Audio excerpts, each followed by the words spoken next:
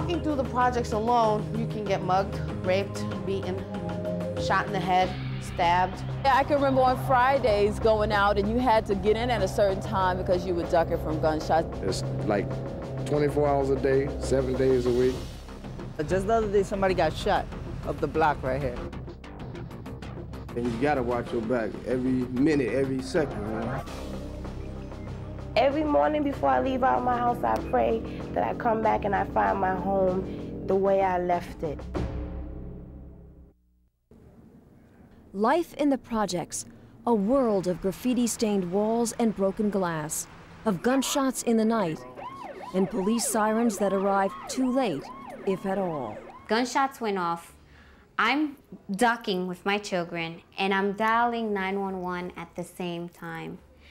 And I happen to look up, and I see cops pass right by. They didn't stop, and they didn't come when I called. If I pick up that phone to call 911, I'll probably be dead by the time the police get there, or be hurt or robbed or anything else. They're afraid they're gonna get shot at. They're afraid somebody's gonna come out of the woodwork and just shoot them right in the head.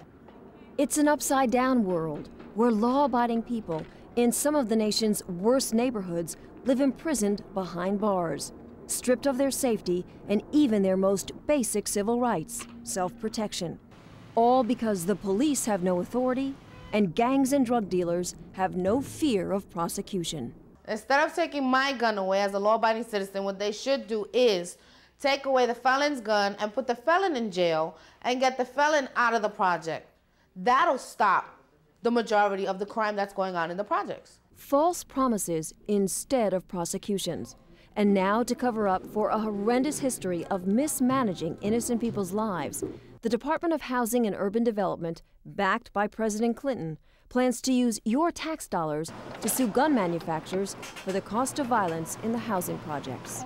I say to this president and to that secretary, you really ought to be ashamed of yourselves that you're playing this kind of game with your trial lawyer friends. Congress is going to have to step in and say no.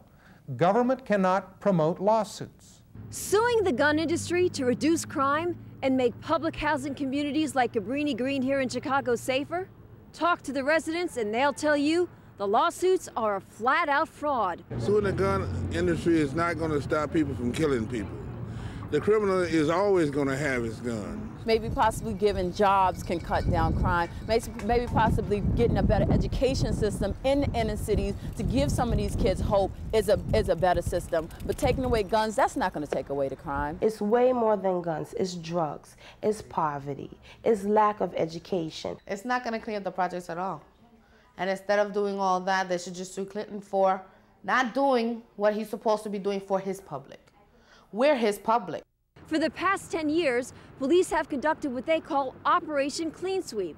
Door-to-door, sometimes warrantless searches to get rid of gangs and confiscate guns. They don't have no search warrants or nothing like that. They just come in your house without even, you know, like I said, without even asking or just knocking on the door. So, yeah, it's a big violation of my rights. Has it worked? Well, take a look for yourself. The gangs are still here, and the violence continues. The police can come in and grab a whole set of guns, and these guys will go buy a whole stack of guns and come back and start it all over. Residents who feel they're just powerless pawns in a political game. The HUD lawsuits, just another dishonest diversionary tactic, drawing attention away from the real problem, a total collapse in federal gun law enforcement.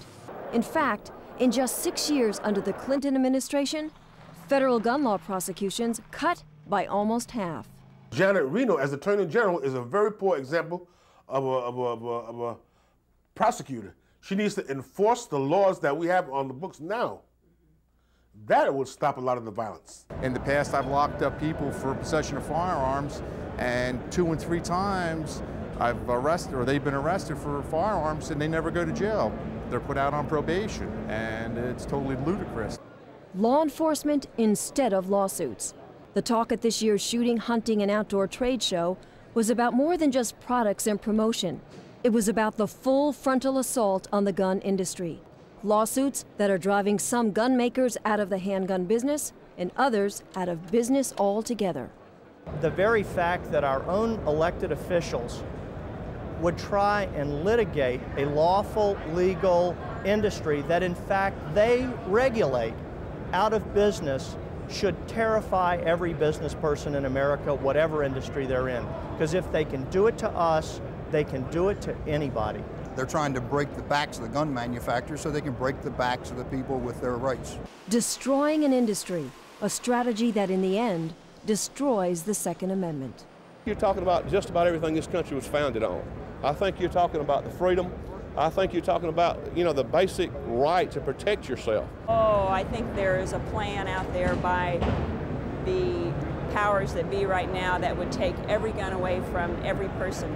They're just going to continue little by little, picking away until they finally have a total ban on firearms. A predictable reaction, you say? Well, this legal assault by HUD has also been condemned by some you might not expect. A public housing official is quoted in this Housing Affairs letter saying, quote, "This whole thing is absurd. The housing authorities hardly have enough for operating expenses. It's preposterous to ask them to file a suit and fund the expenses with their revenue," end quote. The bottom line, public housing authorities would have less money to afford security for residents, and that means more crime and more victims. I want to ask them seriously. I want to ask in particular the Secretary of HUD and his boss, Bill Clinton, to be serious. Play politics someplace else, not with these poor people's lives. They say it's good for us, that it benefits us, but we don't see the outcoming of that. Instead of spending the money on suing the gun industry, you should take the money and use it on housing police. Use it for the community. A political sham that makes a mockery of our democracy. That's how Robert Reich, a liberal Democrat and former member of President Clinton's cabinet, sees it. In this commentary for the Wall Street Journal, he writes, quote, "Fed up with trying to move legislation, the White House is launching lawsuits to succeed where legislation has failed. The strategy may work, but at the cost of making our frail democracy even weaker." My freedom, I feel my freedom is way more important than a lawsuit. It's a dangerous precedent, trampling the rule of law and ultimately the rights of law-abiding citizens. The harsh reality of a long-term agenda. First lawsuits, then gun registration and owner licensing, photo IDs, and in the end, confiscation. Your gun rights threatened like never before, but your voice and your vote speak volumes. The elections in November, for anybody that cares about liberty, are the most crucial elections of our lifetime. So you've got to become aware of what's going on, and you've got to start fighting for your right for the Second Amendment, because we won't have it any longer. Join the NRA. The NRA is probably not only the best voice we have, it's probably the only voice at this time. Don't give an inch. All they want is a toe in the door. Once they got a toe, they got a foot, then they got a leg, their whole body. Don't ever give up.